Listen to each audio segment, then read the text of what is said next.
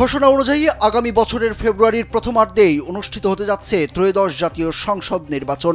এই নির্বাচনের আগেই দেশে ফিরবেন বলে বিবিসি বাংলায় সাক্ষাৎকারে ইঙ্গিত দিয়েছেন বিএনপির ভারপ্রাপ্ত চেয়ারম্যান তারেক রহমান। সংসদ নির্বাচনের দলের চেয়ারপারসন খালেদা জিয়া কি ভূমিকায় থাকবেন এমন প্রশ্নে ছেলে তারেক রহমান বলেন, এমন একজন মানুষের কথা বলেছেন যেই মানুষটি যতবার গণতান্ত্রিক অধিকারকে হরণ করা হয়েছে প্রতিবারই উনি অবদান রেখেছেন সেই গণতন্ত্রকে পুনঃপ্রতিষ্ঠিত বা পুনরুদ্ধার করার জন্য। স্বৈরাচারের সময় তার ওপর অত্যাচারের খড়গহস্ত নেমে আসে, উনি আপোষ করেননি। সেনসেশন ক্লাসিক স্ট্রবেরি ও কফি ভ্যারিয়েন্টে এরকম একজন ব্যক্তি আজ অসুস্থ। মিথ্যা মামলায় জড়িয়ে তাকে জেলে নেওয়া হয়েছিল। একজন সুস্থ মানুষ গিয়েছেন, কিন্তু যখন বেরিয়ে এসেছেন একজন অসুস্থ মানুষ বেরিয়ে এসেছেন। তাকে চিকিৎসার সুযোগ থেকেও বঞ্চিত করা হয়েছে।